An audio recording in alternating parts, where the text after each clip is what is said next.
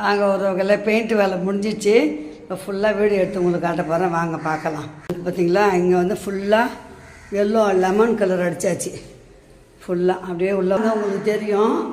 இது பாருங்கள், ஃபுல்லாக இது வந்து ஐவரி கலரு ஆரஞ்சு பார்டர் மாற்றியாச்சு. பார்த்தீங்களா, மாற்றியாச்சு. இது ஃபுல்லாக ஆரஞ்சு மாற்றியாச்சு. அப்புறம் இது ஃபுல்லாக பெட்ரூம் மட்டும் பேபி ரோஸு. அதே தான் கொஞ்சம் டார்க்கு. ஃபஸ்ட்டு வந்து லைட்டாக இருந்தது, இப்போ கொஞ்சம் டார்க்காக இருக்குது, அவ்வளோதான்.